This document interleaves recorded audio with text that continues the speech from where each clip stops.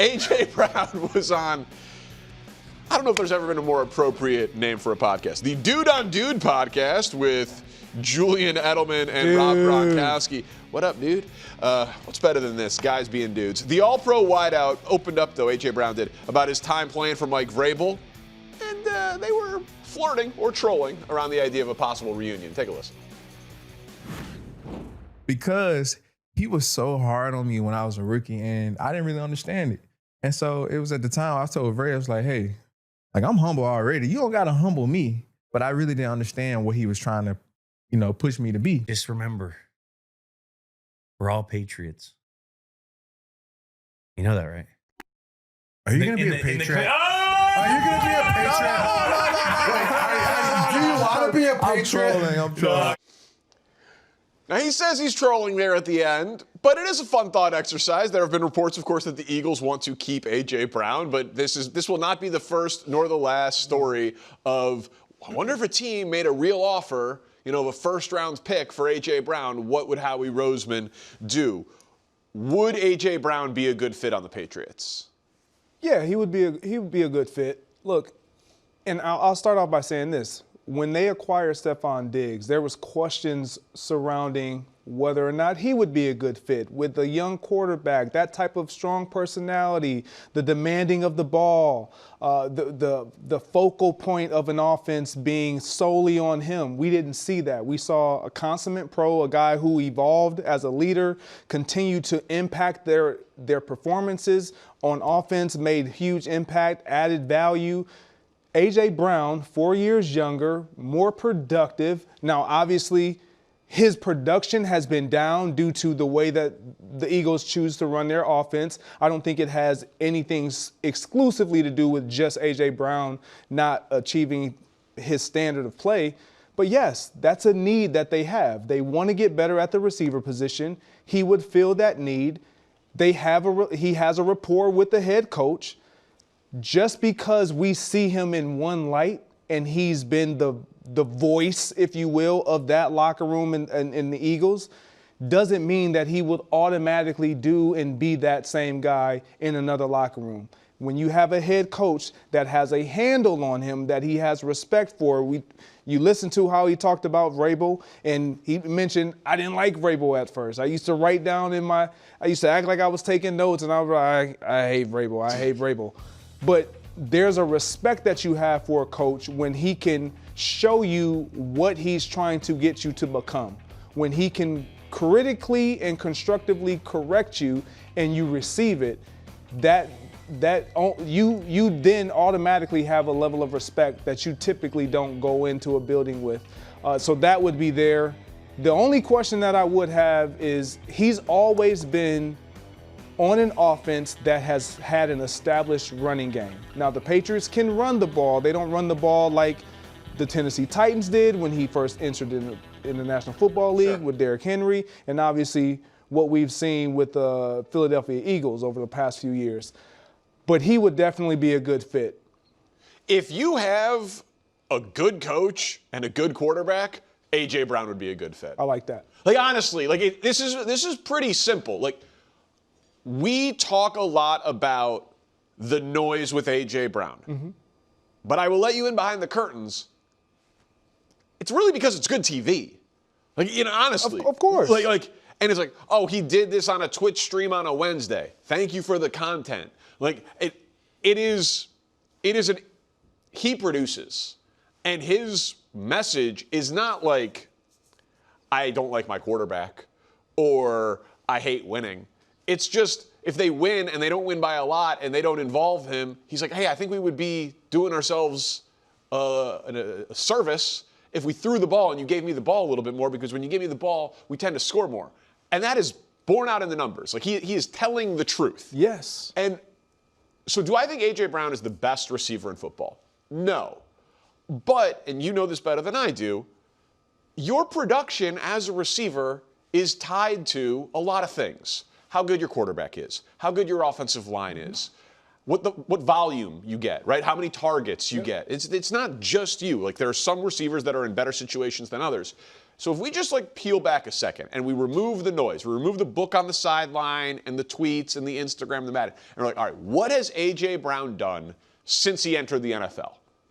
He has outperformed his opportunities. He is 9th in targets. So you would expect, statistically, he'd be around 9th in production. And he's top 5. Yeah. So he's saying, like, hey, I am not getting the ball as much as I should because when I get the ball, I'm producing top. So imagine if I had top 5 production. And then you take in, I don't know where you rank Drake May in the NFL, but I assume you believe that he would be by far the best quarterback on this list in terms of a pure passer.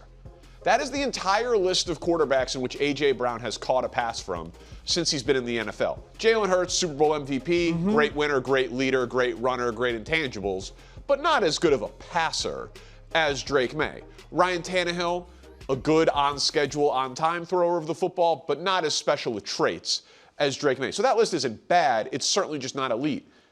So, of course A.J. Brown would be a good fit in New England because Vrabel would be able to handle the noise and the nonsense, and Drake May would be able to get him the ball. Yeah, so I'll take you even deeper inside the mind of a guy like A.J. Brown. When you are on an offense that has been productive, you feel like you know we can be even better. But we're not even trying. Trying is not the right word. We're not operating at the level that we know that we're capable of. And sometimes even the way that we're preparing, I don't believe that we're putting forth the best scheme to where it will produce that. You sit back on the sidelines or you sit back at home and you turn on the TV and you watch a young Drake May and you watch Stephon Diggs and you watch Kayshon Boutte and all these guys that they have that you believe that, no knock on them, they're not as good as I am. Man, this is a young quarterback that can put the ball down the field. The one thing we know that A.J. Brown is excellent at and excelling at, going down the field, sure, getting the 50-50 ball, making the big play. That doesn't happen frequently when you're watching the Philadelphia Eagles, and so there's a level of frustration that broods. Let me ask you this, though. Like, I've heard Wilds mention it, and he's obviously a huge Patriots fan, and Nick echoed it, and I haven't had the opportunity to talk about it with them on air, but I disagree. But they both seem to think that this would be a bad fit just because don't mess up a good thing. Like, don't risk messing up a good thing, as I paraphrase their opinions, in terms of, like, the culture that the Patriots have. I don't look at A.J. Brown that way, but maybe that's like a head in the sands thing because there was plenty of noise around him, but he didn't have a lot of his teammates coming out and being like, man, we wish A.J. would not have done that. Like, it seemed like he was the messenger for the locker room. Yes, and I've said this over the course of the season, there has to be that guy. There has to be that guy, whether he's going out in publicly and exposing into the media, that's different. A.J. Brown will choose to do that. Other guys who are that guy may not even do that, but there's always a voice in the locker room. A.J. Brown has no problem, no qualms with being that guy and viewed a certain way because he believes I'm still going to produce no matter what. I will say this. We felt the same way when the New England Patriots were tied to considering Stephon Diggs, based on what we saw, how we saw him end in Buffalo, and then he went to Houston, had a great start to the year. We saw him begin to kind of tone it down, understand the moment and where he was in his career and what was expected of him and what he needed to be for that team in Houston. You go get Stephon Diggs and bring him to a Drake May. All his job, if you are able to fully lay out what the expectations we have of you for a veteran receiver coming into a locker room, they will deliver. He knew he needed to be a leader on that offense. He needed to set the tone in that unit, that wide receiver unit room. A.J. Brown believes the same thing. He just has to believe in the guy that's under center and the guy that's on the sideline calling the plays. And I also, and this is like, listen, I've been known to have a tone issue a time or two, according to my wife, but I would just say this, like, I've never thought that the message of A.J. Brown was off. Like, no. You can question, like, should you have done that on Instagram? Should you have done that on the Twitch stream? Was that the right thing to say after a win? Of course. Like, timing and all, but like, in terms of like the substance of the message that he was delivering, he's been pretty spot on across the board. Yeah, some of the I wasn't a fan of the book. Still not. Sure. I wasn't a fan of the book. The optics just didn't look good. Sure. That's a reasonable opinion to have. You didn't like him reading a book during playoff But then games? when That's you listen reasonable. to his teammates, it was like, well, he's been doing it all year. That's what he's done. Yeah. That's how he's able to center himself. Certain players are comfortable being themselves. That is A.J. Brown. It's an admirable quality, honestly. It really is. And by the way, I still think he's going to go back to Philly because I think Philly knows it. Yeah, they're not letting him and go. they know They're not letting him go. they're better with him. But we have to stop pretending like A.J. Brown would just like sink every team that he goes to. Yeah. He won a Super Bowl last year. Speaking of the Patriots, this is fairly obvious, but the Patriots are going to have a much more difficult on-paper schedule next year than this year. And it's not just because it's a first-place schedule. That only affects a couple of games, but it's also just by the projected opponents that they are slated to face. Do you look at this as the type of thing, these are their opponents outside of the AFC East? So they get the NFC North, obviously, very difficult division, and they get the AFC West, very difficult division, arguably the two toughest divisions in football. Do you think this is something that should be massively concerning for Patriots fans? No. Okay. Like we have to stop this. No. I approve the I don't question. think I heard in any year of me being in tune with NFL football, it talked about as much as last year of a team having an easy schedule. Not a single coach in my 10 years of playing has ever gotten in front of a team and said, guys, this year is going to be tough. We have a first place schedule. Or this year, I would not expect this that, year's to be going to be a fair. lot easier. Yeah. Ooh. We got a really laid up schedule, guys. We can take advantage of this. No. Your opponent is who your opponent is going to be. You understand you have to put together a game plan every single week. The Patriots are looking at this. They look at the NFC North and the AFC West and the three first places that they have and say, look, we got an opportunity to play Seattle again. We got an opportunity to play some of the best teams in the National Football League. But remind yourself who we are too. We're one of the best teams in the National Football League as well. That all sounds good, and I fully understand why a player would feel that way. And it is very difficult to predict in February who is going to be good in September, much less who's going to be good in January, right? Injuries, it's not who you play, who you play them. The playoff field turns over by like 40 to 50% every year. There's a worst to first team every year. The league is built on parity. I get it. But if we could put up the opponents again for the Patriots, because listen, I love the game, like the old super fans on SNL, like week 1, win. Week 2, win, like for the Bears when they get through the schedule. We all do it. We all do it. We all do it. And you'd agree that it looks like that's a tough schedule? Yeah, it's a tougher schedule, All right, without a doubt. So that's the only, because they got blown out in the Super Bowl. They beat a backup quarterback on Championship Sunday. They but they forced / he did. C.J. Stroud had a miserable game in the divisional round. And they, by the numbers, and I would not expect Mike Vrabel to talk about it. I would not expect any player to talk about it. I'd expect people who look like me to talk about this, not people who look like you to talk about this. Like, they literally played the easiest schedule we've seen since the '99 Rams, just based on how it worked out. Not their fault, but it's just how it worked out. It's hard for me to imagine that playing the Bears, the Packers, the Lions, the Chargers, the Broncos, the Chiefs, the Seahawks, that's going to be tougher. I can see that you're unmoved by this argument. I am so unmoved because I just talked about this with the Tennessee Titans.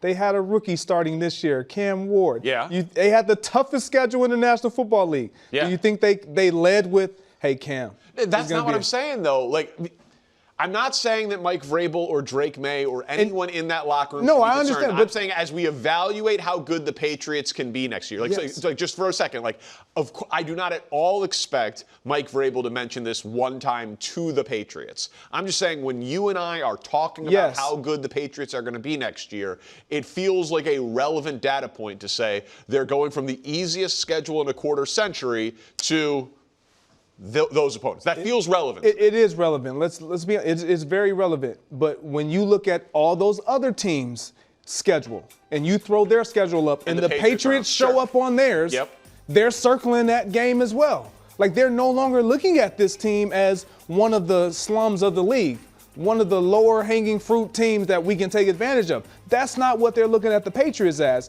And so why would they look at themselves? They are going to have to put together a fantastic season. Do we believe that they're going to be 14-3 again? No. Right, no. sure. That is just hard to do. We don't see that every single year. It's hard to do, especially to repeat it. However, you grow from playing opponents like this. You know who you are by the time the postseason come along because of opponents like this, which is why we were questioning them going into this postseason. Right, and why I questioned them up through making it to the Super Bowl, frankly. And I could absolutely see myself saying on this desk sometime next season, next November, December, that the Patriots are a better team with a worse record.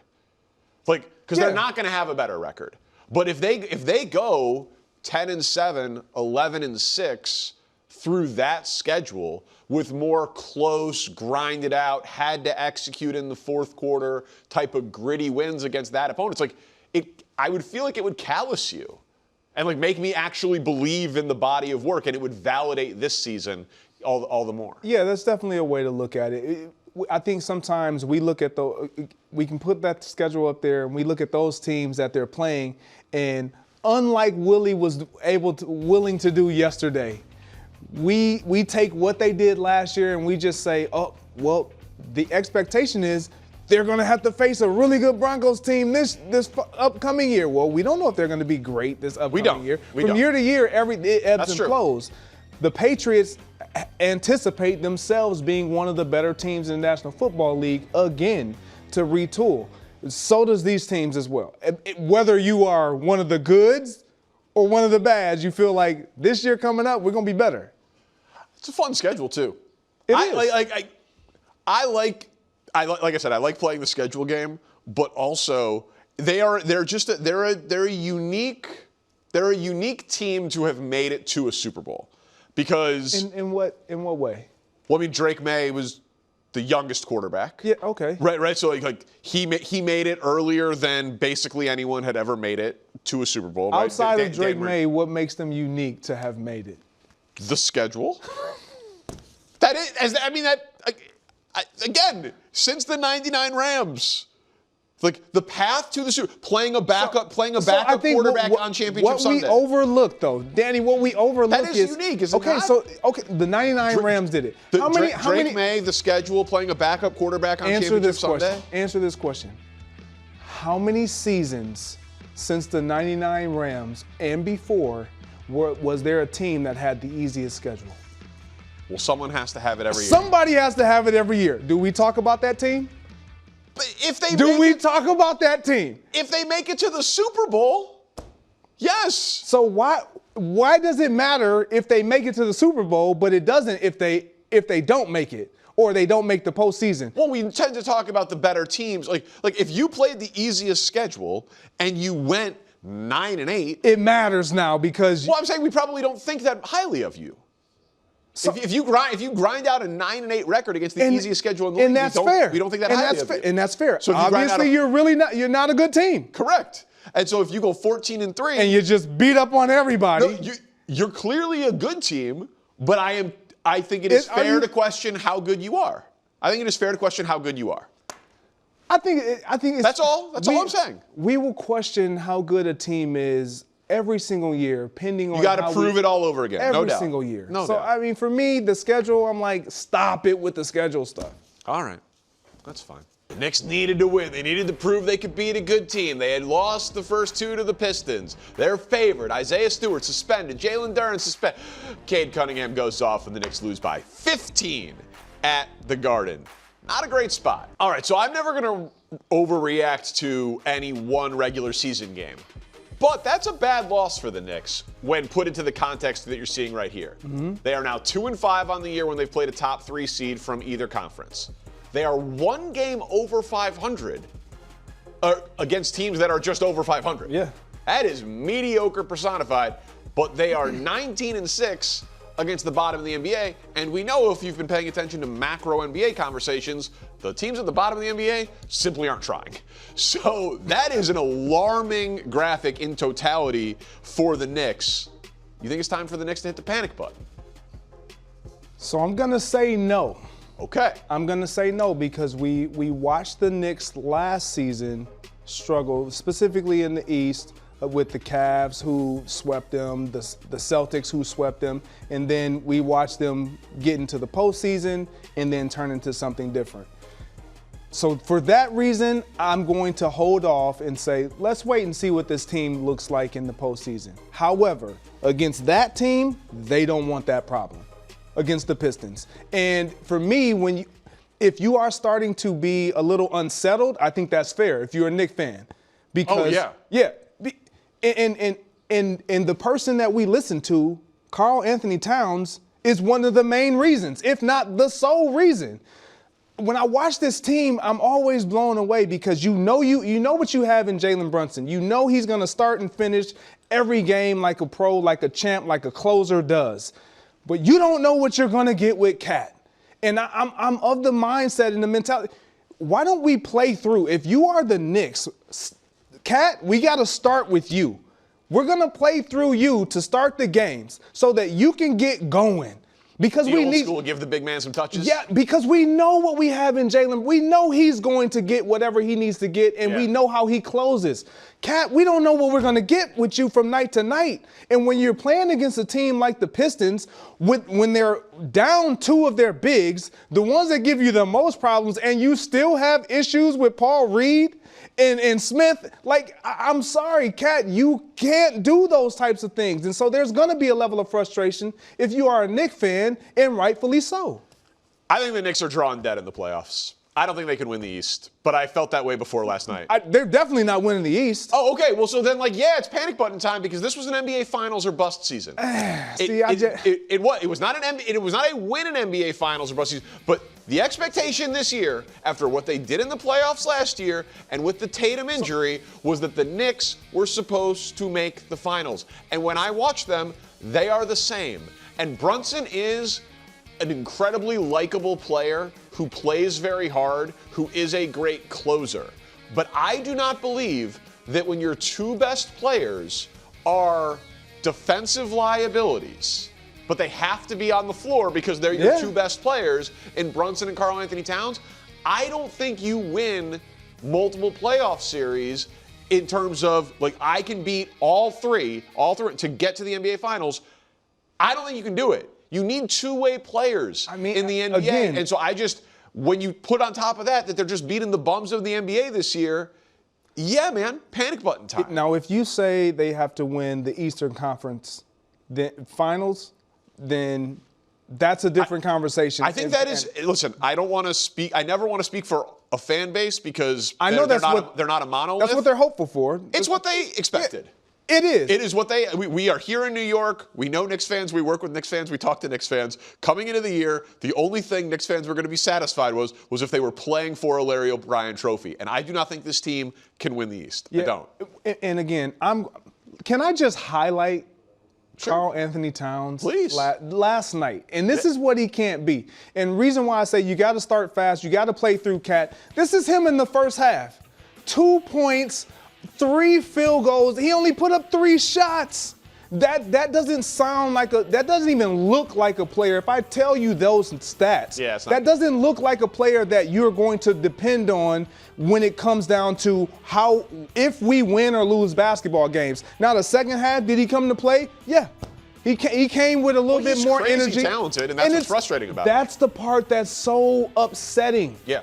Because we know that there's that second half version of Cat in him, but we don't know if he can consistently provide that every single night against the elite teams. That's the problem. Jalen Brunson, I'll take what he isn't defensively. Of course. Because we know what he's going to do offensively. Especially in the fourth quarter. Yes. Yeah. And listen, I never really overreact to any one of 82 in the NBA, but that spot with Stewart and Duren suspended for Detroit, in your building when you've lost, when you've gotten blown out by this team the 2 times you had faced them, and they're the 1 seed, and you're rested, and you're coming out of the break, and you're the favorite, and Cade Cunningham was the best player on the floor by far. Brunson had a good game. Cade Cunningham last night was in his bag. Oh my God! I was like, well, this guy. I mean, we were doing the Ant Edwards. Like, give me 3 of them. He was awesome. Like he was like, oh, is he the best American basketball player in the world? Which he said he was. Like he is nasty. And he looks so smooth, and it looks so effortless. Like the way he can get to the basket, the mid-range, we've always known he had the mid-range game. What is becoming impressive is that right there. The 3-point shot. Him extending his game, his offensive game beyond the 3-point line, if he continues to grow and develop that, problem. I also like that he will guard the other team's best perimeter player. Like, for how much he has the ball in his hands on offense, you would think, like, traditionally, like, that guy gets, like hidden a little bit, or let's give him an easier assignment or whatever on the other defensive end of the floor. It's like, no. And I know that that's because he's young and that's their identity of the team. But he's a stud. And what I love about Cade is when you watch him play, and his teammates clearly love playing with him because he's a high-volume assist guy. Yeah. He's going to get everybody involved. Yep. Like, he's not looking to, like, I know he put up 34 shots last night, and rightfully so. He should be putting up about 30 shots a game. When you're playing like that. Yeah. When you got it going, you do that. But even in the way he plays, in the ebbs and flows of the game, he's looking to find his guys, get guys good shots on the break, in the half-court set. He gets everybody involved. Like, when you watch that game last night, the Knicks came out blitzing them immediately. And I felt like that was what they were going to do. That was their best shot. And Cade's just like, we got it. And everybody else, we cool. Regardless of who we don't have on the court, we better than this team. That's what's scary. Yeah, listen, I still have questions on whether or not they're ready, like, to win the East. Again, but here's the thing: if I say that the Knicks can't do it, thank you. What are we talking? Who's beating them? Listen, Cleveland, Boston, them. Here we go. For me personally, those are the 3 teams that can win the East: Cleveland, Boston, and them. I'm including them. I don't think that's disrespectful. You're starting with Cleveland, and I am. I just know. Okay. No, because you're talking about a team that has guys that can get buckets on the offensive side. Now, obviously, Cade he's one of one. He's incredible. But their length, their ability to defend across the board, back court, front court, it doesn't matter. They have it covered. They're going to be physical. They're going to play bully brand ball. Listen, it's a compelling argument. Like that team last night without Stewart and Duren was very impressive. And Cade, I'm a big Team USA basketball guy. We've talked about this before. Like, he's probably going to be the starting point guard for the Olympic team in 2028. Which there's a lot of competition for that role. Tyrese Halliburton and others, but he is nice. Can I say one last thing really quick before we go? Like, he was asked after the game, like, what has your team had? What has your team proven so far? You know what his answer was? Did you? I didn't see this. Nothing. He just simply said, "No." That's a guy who's what locked in. What a revolutionary answer. He was none. We proven nothing. Thanks for watching. Subscribe here to get more from the show and to check out clips from other shows on FS1.